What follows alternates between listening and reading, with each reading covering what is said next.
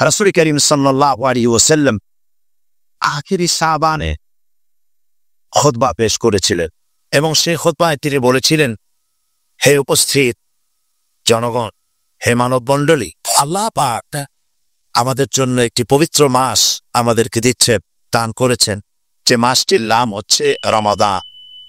রমাদান হচ্ছে রামদ, রা মিম দত, ধাতু থেকে উৎপত্তি। এর অর্থ হচ্ছে জ্বালা, পুড়িয়ে দেওয়া, ভস্ম করে দেওয়া। রমদান মুবারকে যারা নাকি সিয়াম সাধনা করে, আত্মত্যাগ করে, অর্থাৎ তিতিক্ষা ত্যাগ এবং তিতিক্ষা করে, রমজান মুবারকে আল্লাহ পাক যেভাবে রোজা চান ওইভাবে যারা রোজা রাখে, তাদের সমস্ত গুনাহ সমূহকে আগুন যেমন আবর্জনাকে জ্বালিয়ে দেয়, রোজা যদি সঠিকভাবে কারো হয় তাহলে তার গুনাহগুলিকে এইভাবে জ্বালিয়ে ভস্ম করে দেয়। সুবহানাল্লাহ বিহামদি। এই রমাদান আমাদের সামনে। আমি আমার আলোচনার শুরুতে আমি আপনাদের খিদমতে আরজ করতে চাই যে মাসটির মধ্যে আমরা প্রবেশ করতে যাচ্ছি, দুটি জিনিস আমাদের সামনে এখন। একটি হচ্ছে আমরা মাহে রমজানকে ইস্তেকবাল করতে যাচ্ছি। মাহে রমজান আমাদের সামনে। দোয়া করে নেই যে আল্লাহ পাক এই পবিত্র রমজানের সম্মান করার মতো তৌফিক আমাদেরকে দান করো, আর যেভাবে রোজা রাখলে পরে তুমি খুশি হও সেইভাবে আমাদেরকে রোজা রাখার তৌফিক দান করো, বলি আমিন। এটি হচ্ছে সর্বশ্রেষ্ঠ মাস আল্লাহ পাক মুসলমানদের জন্য দান করেছেন। আবারও বলি আলহামদুলিল্লাহ। কোরআন শরীফের মধ্যে আল্লাহ সমস্ত ইবাদতের কথা বলেছে, কিন্তু ডিটেইলস আলোচনা করেন নাই। হজ করতে হবে, কিন্তু ওকুফে আরাফা করতে হবে, রমিয়ে হেজার করতে হবে, রমিয়ে জিবার করতে হবে, তারপরে 7 বার তাওয়াফ করতে হবে, সাফা মারওয়া সাই করতে হবে। এগুলি কিন্তু কোরআন শরীফে আসে নাই, ডিটেইলস আসে নাই। নামাজ পড়তে হবে, কিন্তু জোহরে কয় রাকাত, আসরে কয় রাকাত, মাগরিবে কয় রাকাত, এই রাকাতগুলি কিভাবে বিন্যস্ত করতে হবে কোরআন শরীফে তা আসে নাই, বর্ণনা করা হয়নি। যাকাত দিতে হবে, কিন্তু কত টাকা হলে কত টাকা দিতে হবে, কত মন ধান হলে কত দুধ দিতে হবে, কত ছাগল হলে, কত গরু হলে, কত পরিমাণ সোনা হলে, কত পরিমাণ রৌপ্য মজুদ থাকলে যাকাত দিতে হবে, এর বিস্তারিত বিবরণ কোরআন শরীফে আসে নাই। চিন্তা হতে পারে যে তাহলে এগুলো আমরা পাইলাম কই? আমরা পেয়েছি কোরআনের ব্যাখ্যা হচ্ছে রাসূল করিম সাল্লাল্লাহু আলাইহি ওয়াসাল্লাম। হুজুর এটাকে আমাদেরকে বলে দিয়েছেন, তিনি সারে ছিলেন, শরীয়ত প্রণেতা ছিলেন।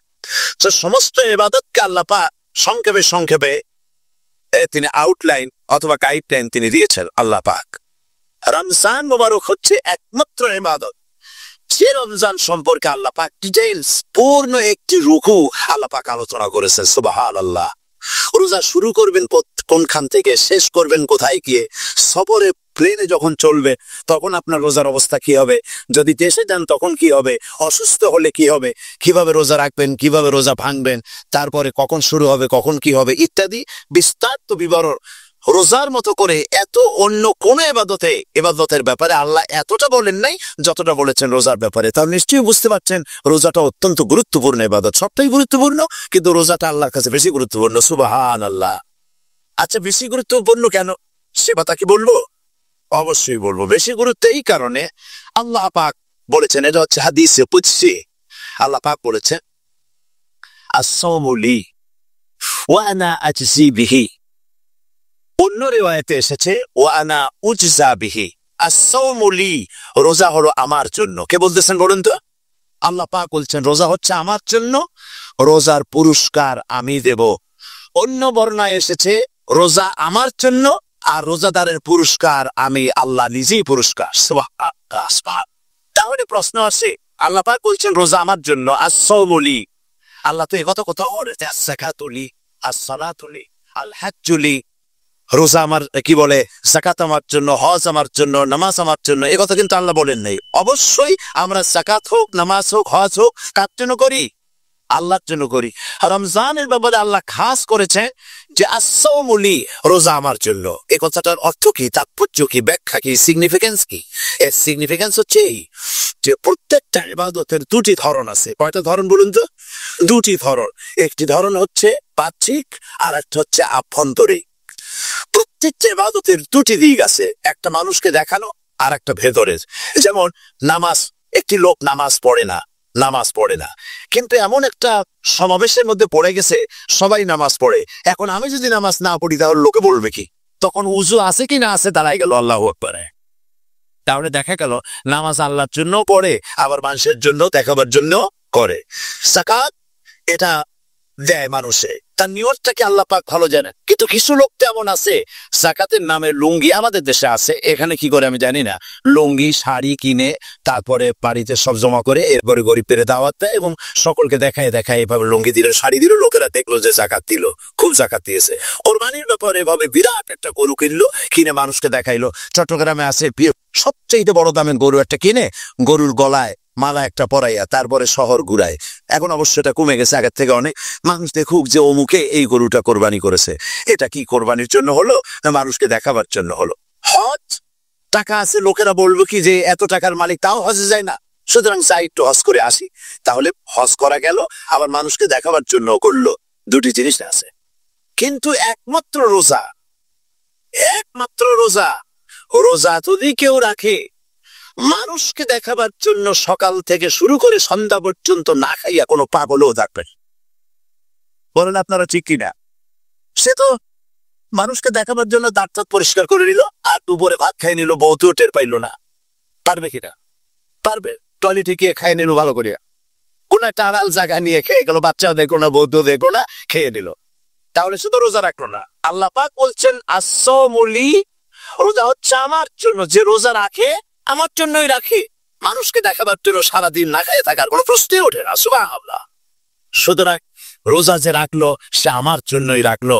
ওয়ানা আজিজি বিহি, রোজার পুরস্কার আমি আমার হাত দিয়ে দেব। সুবহান, আমার হাত দিয়ে দেব।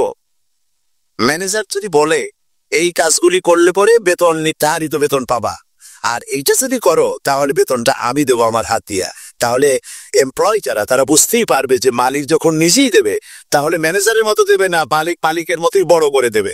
তো আল্লাহ পাক ফেরেশতাদের কাছে এটা রাখেন নাই, সব নাকি তোমরা লেখো গিয়া, আর রোজার সওয়াব আমার হাত দিয়ে আমি নেব। সুবহানাল্লাহ। এরপরে আল্লাহ পাক বলছে, অন্য রেওয়ায়েতে এসেছে রোজা আমার জন্য আর রোজাদারের পুরস্কার আর কিচ্ছু না, রোজাদারের পুরস্কার আমি আল্লাহ নিজেই পুরস্কার হয়ে যাবো। সুবহানাল্লাহ। হাদিস শরীফে এসেছে রোজা রাখলে পরে ক্ষুধার কারণে, খালি পেটে থাকার কারণে টক্সিক জাতীয় এক প্রকারের গ্যাস তৈরি হয় পেটের ভেতরে, স্টমাকের মধ্যে, ফলে মুখে এক রকমের দুর্গন্ধের সৃষ্টি হয়। নবীজি বলেছেন রোজাদারের মুখের থেকে যে গন্ধ বের হয় আল্লাহ পাকের কাছে রোজাদারের মুখের গন্ধ মেসকো আম্বারের চাইতে বেশি পবিত্র। আপনার মুখের গন্ধটাও আল্লাহর কাছে পবিত্র। রোজাদারের জন্য, রোজাদারদের জন্য জান্নাতের একটি দরওয়াজা খাস করে রাখা হয়েছে, যার নাম রাইয়া। এই দরওয়াজা রোজাদারদের জন্য, কেবলমাত্র রোজাদারেরা সেখান থেকে প্রবেশ করবে, আর কেউ প্রবেশ করতে পারবে না। এই রোজাদারদের সম্পর্কে আল্লাহ পাক বলেছেন, হাদিস শরীফে এসেছে, বুখারী শরীফের হাদিস, রাসূল করিম সাল্লাল্লাহু আলাইহি ওয়াসাল্লাম বলেছেন লিস-সাইমে ফারহাতা, ফারহাতুন ইনদা ফিদরিহি ওয়া ফারহাতুন ইনদা লিকাই রাব্বিহি। রোজাদারের জন্য দুইটা খুশি। কয়টা খুশি বলুন তো? কে বলছেন? আল্লাহ রাসূল বলছেন রোজাদারের জন্য দুইটা খুশি। লিস-সাইমে ফারহাতা, দুটি খুশি। ফারহাতুন ইনদা ফিতরিহি, একটা খুশি হচ্ছে ইফতারের সময়। এই ফিতরিহি দুটি কথা, এই একটি কথা দুটি ব্যাখ্যা হয়। একটা হচ্ছে ইফতারের সময়, ইফতারের কথা বলা হয়েছে, আর ঈদের কথাও এর মধ্যে বলা হয়েছে। ইফতারের সময় হলে একটা খুশি, আর একটা খুশি হচ্ছে ইনদালে রাব্বিহি, যখন রোজাদারের সঙ্গে আল্লাহ পাক দেখা করবে তখন হবে আর একটা খুশি। তার মানে হচ্ছে রোজাদারদের সঙ্গে স্পেশাল আল্লাহ রাব্বুল আলামিন সাক্ষাৎকারের ব্যবস্থা করবেন। সুবহানাল্লাহ। তাহলে দুটি জিনিস হলো, একটা হলো ইফতারের জন্য দুটা, রোজাদারের জন্য দুটা খুশি, একটা হলো ইফতারের সময়, আর একটা হচ্ছে আল্লাহর সঙ্গে যখন দেখা করবে। তো ইফতারের যে খুশিটা, এই খুশি রোজাদার ছাড়া কেউ বুঝবে না। ইফতার সারাদিন রোজা রাখার পর সামনে পেঁয়াজি, বেগুনি, সালাদ, তরমুজ, মিষ্টি, তারপরে আম্বালা সুইট মিটের নানান রকমের মিষ্টি, এরপরে মুড়ি, কত কিছু সব সামনে নিয়ে বসে আছে। দেখছেন অবস্থা? সমস্ত কিছু সামনে বসা, ঘড়ির দিকে তাকানো। আপনি যদি 5 মিনিট আগে খান, ফেরেশতা এসে মুখের উপর থাপ্পড় মারবে, বেটা খাইলি কে? বলবে কেউ? বলবে না। কোন ফেরেশতা লাঠি নিয়ে দাঁড়ায় আছে? দাঁড়ায় নাই, কিন্তু আপনি খাচ্ছেন না কেন? সুবহানাল্লাহ, সুবহানাল্লাহ বলবেন না? অন্তত 1,500 বছর আগে আল্লাহ রাব্বুল আলামিন নির্দেশ করে রেখেছেন সূর্য সাদা হওয়া থেকে, পূর্ব দিগন্ত সাদা হওয়া থেকে শুরু করে পশ্চিম দিগন্তে যখন কালো হয়ে কালো রেখা দেখা দেবে, যখন মাগরিব হয়ে যাবে, সূর্যাস্ত যাবে, ততক্ষণ পানাহার আর স্ত্রী সম্ভোগ থেকে বিরত থাকো। ১,৫০০ বছর আগে আল্লাহ রাব্বুল আলামিনের এই নোটিশ কিভাবে কার্যকরী হচ্ছে উম্মতের মধ্যে, মুসলমানদের ভেতরে। খাবার সামনে আছে, পিপাসা দেখেছে, এখন তো পিপাসা লাগে না, খুব ঠান্ডার সময়, এখন রোজা রাখতে খুব মজা হবে, তাই না? খুব মজার রোজা। কিন্তু এই রোজা যখন জুন মাস আর জুলাই মাসে আসবে, তখন টের পায় মানুষ রোজা কাহাকে বলে। প্রচন্ড পিপাসা, সামনে সব খাবার পড়ে আছে, একটা খাবারের দিকে রোজাদারের হাত চায় না, ঘড়ির দিকে তাকায় আর চুপ করে বসে বসে আল্লাহর জিকির করতে থাকে। আল্লাহ কয়, ফেরেশতারা দেখ, এই বান্দা বানাই দিন, সে করছি, সুবহানাল্লাহ। আল্লাহ খুশি হয়ে যান। রোজাদার অপেক্ষা করতে থাকে, ঠিক যখন কাটায় কাটায় সময়টা এসে গেছে, তখন আল্লাহর নাম করে খুরমা দিয়ে পানি দিয়ে ইফতার শুরু করে দিল। আল্লাহ পাক খুশি হয়ে গেলে। এই যে ইফতার, সারাদিন রোজা রেখে ইফতার করায় যে মজা, রোজা রাখলো না এরকম লোকেরাও কিন্তু ইফতার করে না? পুরান ঢাকায় আছে, ঢাকা তো কয়েকটা এলাকা আছে, পুরান ঢাকার লোকেরা নাকি বলে যে যারা রোজা রাখে না তারা বলে যে রোজা না রাখে একরকম পাপ করছি, আর ইফতার না করে কমিরে গুনাহ করবো নাকি, ইফতার তো করাই লাগে। তো খুব মজা করে ইফতার করে তারা। তো সারাদিন রোজা রেখে পেঁয়াজি ছোলা পুট পুরি খাওয়াইছে মজা, সারাদিন ভাত খাইয়া তারপরে ইফতারে শরীক হওয়া, ছাগলে ঘাস খেলে যেমন লাগে ওই রকম তার মুখে লাগে, এই মজা পাবে না। রোজাদারের যে মজা লাগে সেই মজা সে পাবে না। সারা মাস রোজা থাকার পর, আল্লাহর হুকুম সারা রাত রোজা রাখার পর, তারপরে ঈদের দিনে জামা কাপড় পরিষ্কার করে শেরওয়ানি গায়ে লাগাইয়া পাঞ্জাবি পরে আতর মেখে এরপরে ঈদের জামাতে যখন দাঁড়ায় যায়, সে যে মজা পায়, সারা মাস রোজা রেখে ঈদের জামাতে গিয়ে সে যে মজা পায়, যে রোজা রাখলো না ঈদের দিনে খুব জামা পাজামা সেন্ট এগুলো মেখে থেকে প্রথম কাতারে গিয়ে দাঁড়ায় গেছে, ও সেই মজা পাবে না। ওর মনের মধ্যে একটা সোর সোর ভাব থেকেই যায়। সে মনে মনে ভাবে এই জামাত আমার না, জোর করে আসছে, এখানে দাঁড়াবার যোগ্যতা আবার নাই। মনের মধ্যে সে এত অপরাধই ফিল করে, সে ফিল করতে থাকে। সুতরাং রোজাদারের জন্য দুইটা খুশি, একটা হচ্ছে ইফতারের সময়, আর একটা খুশি হবে যখন আল্লাহ তাদেরকে দেখা দেবেন। সুবহানাল্লাহ। এই রোজা আল্লাহ পাক দান করেছেন। আচ্ছা, কি জন্য রোজা আমাদের দিলে? এই জন্য দিয়েছে যে একটা মাস পৃথিবীর মুসলমানরা না খেয়ে থাকুক দিনের বেলায়, ওই না খেয়ে থাকার যে খাবারগুলি বাঁচবে এগুলি আল্লাহ অন্য কোনো এলাকার মানুষদের খাওয়াবেন নাকি? এই জন্য করেছেন রোজা, এই জন্য করেন নাই। আল্লাহর নবী বলেছেন রমজান মুবারকের এত ফজিলত, মানুষ যখন কোন ইবাদত করে আল্লাহ পাক সেই ইবাদতের নেক আমলের সওয়াব 10 থেকে শুরু করে 700 পর্যন্ত বাড়ায় দেন। 10 থেকে শুরু করে 700 গড়ের 700 বাড়ায় দেন, ইল্লা সওম, রোজা ছাড়া। নবীজি বলেছেন রমজান মুবারকে কেউ যদি একটি নফল কাজ আদায় করে, একটি নফল ইবাদত করে, অন্য মাসের একটি ফরজ আদায় করার সওয়াব আল্লাহ পাক নামায় আমলে দিয়ে দিবেন। রমজান মুবারকে কেউ যদি একটি ফরজ আদায় করে, অন্য মাসের 70টি ফরজ আদায় করার মতো সওয়াব আমল নামায় আল্লাহ দিয়ে দিবে। সুবহানাল্লাহ। আল্লাহু আকবার বলি, আল্লাহু আকবার বলি, আলহামদুলিল্লাহ।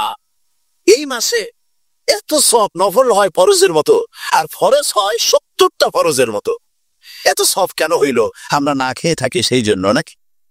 বলতে পারে কেন হলো? একটি কারণ, শাহরু রমাদান আল্লাযী উনজিলা ফীহিল কুরআন। সুবহানাল্লাহ বলবেন না? এই রমজান মাস হচ্ছে সেই মাস যে মাসে আল্লাহ রাব্বুল আলামিন কোরআনে কারীমকে নাজিল করেছে। এই মাসের মধ্যে একটি রাত আছে খায়রুম মিন আলফি শাহর, যে রাতটি 1000 মাসের চাইতে বেশি গুরুত্বপূর্ণ আল্লাহর কাছে। সুবহানাল্লাহ। একটি রাত 1000 মাসের চাইতে গুরুত্বপূর্ণ। 1000 মাস ক্যালকুলেটর দিয়ে হিসাব করলে দেখা যায় যে 1000 মাসে 83 বছর 4 মাস হয়। তাহলে তার অর্থ কি? যে একটানা 83 বছর 4 মাস ইবাদত করলে যে সওয়াব হবে, এই রাত্রে ইবাদত করলে সেই সওয়াব হবে। হতে পারে, এরকম হতে পারে, কিন্তু ব্যাখ্যাটা কি? ব্যাখ্যাটা হচ্ছে আরবিতে আলফুন শব্দ দিয়ে 1000 বোঝানো হয় না। আরবিতে যখন আলফুন বলা হয় তাহলে বোঝা যায় সংখ্যাধিক্য, বিপুল সংখ্যা, হাজার হাজার হাজার হাজার, থাউজেন্ডস এন্ড থাউজেন্ডস। এইটাকে বোঝানোর জন্য আরবিতে ব্যবহার করা হয় আলফুন, হাজার হাজার। তাহলে আল্লাহ কি বুঝাতে চাচ্ছে?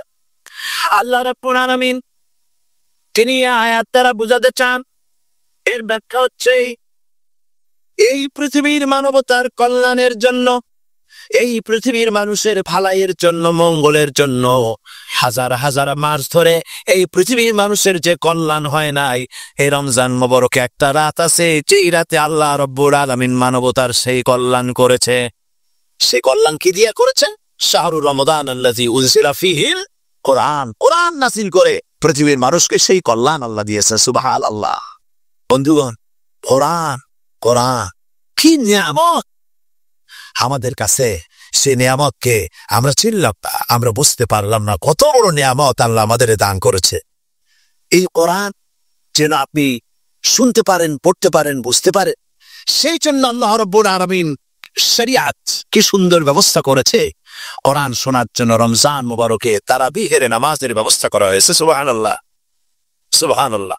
যারা সবসময় পড়তে পারেন না, কোরআন তেলাওয়াত জানেন না, অথবা সারা বছরও এক খতম কোরআন শরীফ পড়া হয় না, শরিয়ত কি সুন্দর বিধান করলো যে আপনি যেন 30 পারা কোরআন শরীফ শুনতে পারে। এই ব্যবস্থা তারাবিহের নামাজের মধ্যে শরিয়ত করে দিয়েছে। আলহামদুলিল্লাহ, আলহামদুলিল্লাহ। যাতে টাকা কড়ি আছে, আমি তাদেরকে অনুরোধ করব, যদি পারেন তাহলে মেহেরবানি করে রমজান মুবারকে উমরা পালন করবে। আমি উমরার নিয়ত করেই এসেছি, ঢাকা থেকে উমরার নিয়ত করেই এসেছি, আপনাদেরকে দেখে গেলাম। আর আমি এখান থেকে ডাইরেক্ট মদিনা মুনাওয়ারায় চলে যাব ইনশাআল্লাহ।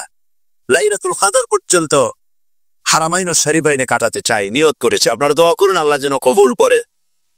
কি মজা যখন আপনি হারামাইন শরীফাইনে যখন তেলাওয়াত শুনবেন, আপনার কাছে মনে হবে যেন কোরআন শরীফ নাযিল হতেছে। সুবহানাল্লাহ। সেখানে তো নামাজের পরে হাত তুলে মোনাজাত করা হয় না, শুধুমাত্র রমজান মুবারকে বেতারের নামাজের মধ্যে ইমাম সাহেব হাত তুলে মোনাজাত করেন। গত বছর রমজান মুবারকের লাইলাতুল কদরে আমি ছিলাম, গত কয়েক বছর ধরে আল্লাহ যাওয়ার তৌফিক দিয়েছে দয়া করে।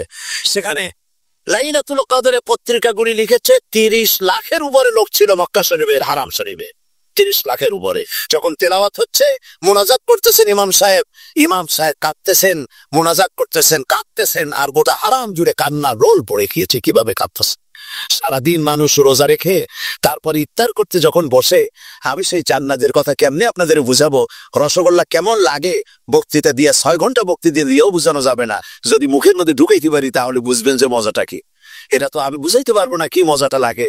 সারাদিন রোজা রাখার পর সমস্ত লক্ষ লক্ষ মুসল্লিরা বসে আছে মক্কা শরীফে, কাবা শরীফ সামনে, এখানে বসে আছে। রোজাদারের সামনে আছে জমজমের পানি আর মদিনা মুনাওয়ারার খুরমা, আল্লাহর ঘর সামনে। জান্নাতের থেকে আর কাকে বলে! সুবহানাল্লাহ। আর মসজিদে নববীর ভিতরে মদিনার আকর্ষণ কাশাস আলাদা।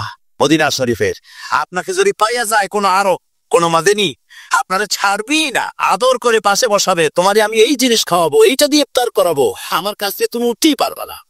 আপনাকে জোর করে বসায় দিবে মসজিদে নববীতে, রিয়াদুল জান্নাহ, রাসূল করিম সাল্লাল্লাহু আলাইহি ওয়াসাল্লামের কবর শরীফের কাছে বসে আপনি ইফতার করতেছেন। কত বড় নসিব! সেই জন্য আমি বলি, হলিডে করার জন্য আমেরিকা, সিঙ্গাপুর, হাবিজাবি এই সমস্ত ঘুরে কোনো লাভ নাই। হলিডে করতে চান, রমজান মুবারকে চলে যান হারামাইন শরীফাইন, মদিনা আল মুনাওয়ারা, মক্কা আল মুকাররমা। কপাল খুলে যাবে, জিন্দেগীর সমস্ত গুনাহ খাতা আল্লাহ পাক মাফ করে দিবে।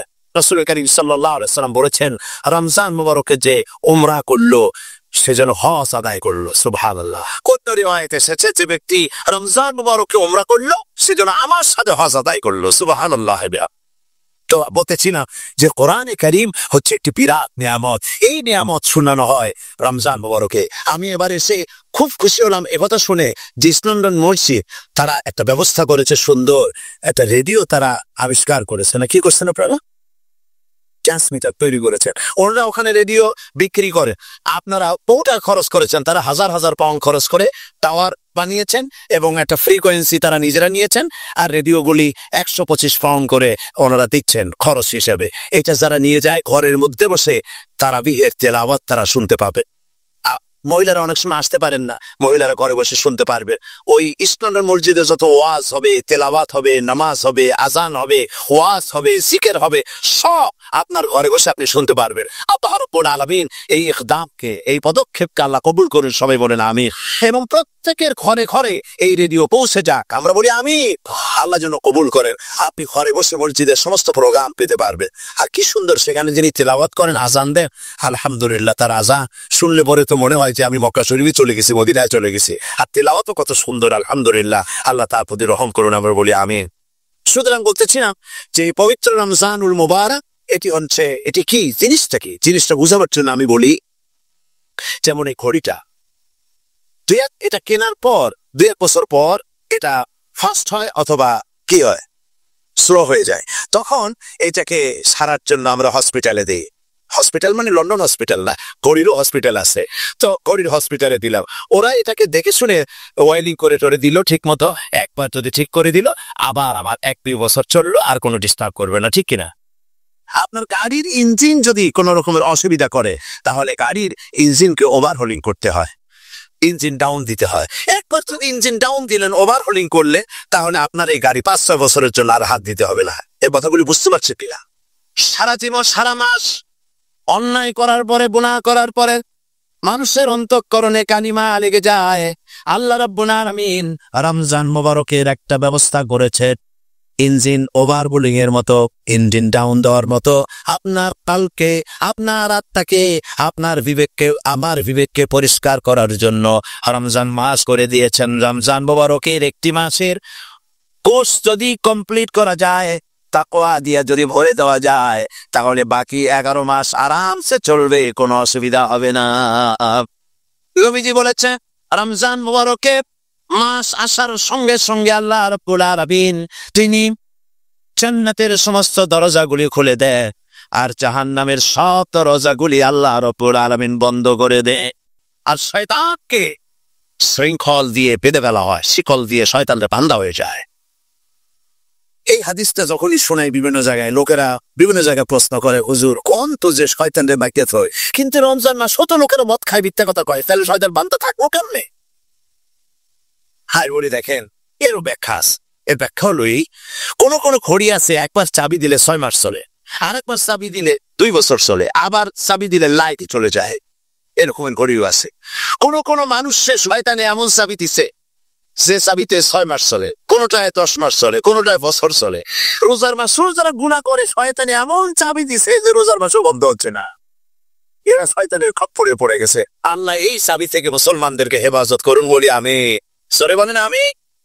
শয়তান থেকে পানা কেউ দিতে পারে না, কোনো গভর্নমেন্ট পারবে না। ব্রিটিশ গভর্নমেন্ট পারবে নাকি? American government? কেউ পারবে না। শয়তান থেকে পানাহা দিতে পারে কেবলমাত্র কে? আল্লাহ রাব্বুল আলামিন আমাদেরকে শিখায় দিয়েছেন, শয়তানের ওয়াসওয়াসা থেকে আমার কাছে পানাহ চাও। আউযু বিল্লাহি মিনাশ শাইতানির রাজিম। বিতাড়িত মরদুদ শয়তানের ওয়াসওয়াসা থেকে পানাহ চাই, আল্লাহর কাছে পানাহ চাও। আল্লাহ পাক করেন আমি পানাহা দিতে পারি শয়তানের ওয়াসওয়াসা থেকে। শয়তান থেকে আশ্রয় একমাত্র সিকিউর, নিরাপত্তা পেয়েছেন আল্লাহর পয়গম্বরেরা। সুবহানাল্লাহ। আম্বিয়া আলাইহিমুস সালাম তারা আল্লাহ কর্তৃক নিয়ন্ত্রিত। শয়তানের ক্ষমতা নাই পয়গম্বরদের কাছে যাওয়া। চতুর্সীমানার ভেতরে শয়তান প্রবেশ করে কোন নবীকে ওয়াসওয়াসা দিতে পারবে না, বলি সুবহানাল্লাহ। এই জন্য শয়তান থেকে বেঁচে যাওয়া, শয়তানের ওয়াসওয়াসা থেকে বাঁচা খুবই কঠিন। সেই জন্য আল্লাহ পাক বলছে শয়তানকে বেঁধে রাখা হয়। জান্নাতের সমস্ত দরজা খোলা, জাহান্নামের সমস্ত দরজা বন্ধ হয়ে যায়। এই নিয়ামতের মাস আমাদের সামনে। প্রত্যেকটি যখন কোনো ওয়ার্কশপ হয়, তো ওয়ার্কশপের জন্য এক একটা কি বলে সিলেবাস থাকে। রমজান মুবারক একটা ওয়ার্কশপ। এই ওয়ার্কশপের মধ্যে একটা সিলেবাস আছে, সেই সিলেবাসের নাম হচ্ছে কোরআন। কোরআন কোরআন কোরআন নাজিলের মাসে আমরা কি কোরআন তেলাওয়াত করি? বলে রোজা হচ্ছে, হাদিস শরীফের মধ্যে বলা হয়েছে আস-সাওমু জুন্নাহ, রোজা হচ্ছে ঢাল। রোজা কি করতো? ঢাল বোঝেন তো? ঢাল কি? প্রোটেক্টর। আপনি যাদের ময়দানে, যুদ্ধের ময়দানে নিরাপত্তার জন্য বাইরের থেকে আক্রমণকে ফিরাবার জন্য কি ব্যবহার করে? ঢাল ব্যবহার করে। রোজা হচ্ছে ঢাল, শয়তানের সমস্ত আক্রমণ থেকে বাঁচার জন্য রোজা হচ্ছে ঢাল। রোজার দিনে কেউ যদি আপনার সাথে ঝগড়া করে, তাহলে রাসূল বলেছেন তুমি বলো, তুমি ঝগড়ায় প্রবৃত্ত হবে না। তোমার সাথে যদি কেউ ঝগড়া করে, তুমি বলবে ইন্নী সাইম, আমি রোজাদার। আমি তোমার মতো ঝগড়া করতে আমিও পারি, আমি তোমার মতো গালাগালি দিতে পারি, কিন্তু আমি দেব না, ঝগড়াও করব না, গালিও দেব না, মারামারিও করব না, কারণ আমি রোজাদার। সুবহানাল্লাহ। রোজা আপনাকে গুনাহ থেকে বাঁচায় দেবে। দেখেন রোজা কিভাবে গুনাহ থেকে বাঁচায়। মিথ্যেবাদী, সারাক্ষণ মিথ্যে কথা বলে, কিন্তু রোজার মাস আসছে। এখন মিথ্যাবাদী যারা, তাদের ঘনিষ্ঠ লোকদের কাছে শুনেছি যে তারা বলে, যদি কোনো লোক দিনের বেলা এসে যায় আর এমন কথা, যে কথা বলতে গেলে মিথ্যা বলা ছাড়া উপায় নাই তার জন্য, সে তখন বলে ভাই তুমি তো অসময় আসছো, এখন আমি খুব ব্যস্ত, আই এম ভেরি বিজি, তুমি রাত্রে আসো। কথা বুঝতে পেরেছে? তো রোজা হচ্ছে কি, রোজাটা কি বলে? কোন মেয়ে লোকের দিকে চোখ পড়লো, আহা আমি তো রোজাদার, চোখের সাথে সাথে নিচে নামায় ফেললো। গানের আওয়াজ আসলো, আমি তো রোজাদার, সে গানটা শুনলো না। কাজে সমস্ত গুনাহ থেকে বাঁচার জন্য রোজা একটা বিরাট হাতিয়ার। সুবহানাল্লাহ। এই মাসে আল্লাহ রাব্বুল আলামিন এই মাসটা, এই রোজাটা কেন দিয়েছেন? লাআল্লাকুম তাত্তাকুন, ইয়া আইয়ুহাল্লাযীনা আমানু কুতিবা আলাইকুমুস সিয়ামু কামা কুতিবা আলাল্লাযীনা মিন ক্বাবলিকুম লাআল্লাকুম তাত্তাকুন। হে বিশ্বাসীরা, তোমরা যারা ঈমান এনেছো, শোনো, আমি রোজাকে তোমাদের জন্য ফরজ করেছি, যেমন করে ফরজ করেছিলাম তোমাদের পূর্বপুরুষদের উপরে। রোজা শুধু আমাদের উপরে ফরজ হয়েছে তা না, আমাদের আগে যারা যেসব নবীরা আসছিলেন তাদের উপর রোজা কি ছিল? ফরজ ছিল। সুতরাং এই রোজা তোমাদের উপরে ফরজ, এই জন্য লাআল্লাকুম তাত্তাকুন, যাতে করে তোমরা কি হতে পারো? পরেজগার হতে পারো। কি হতে পারো?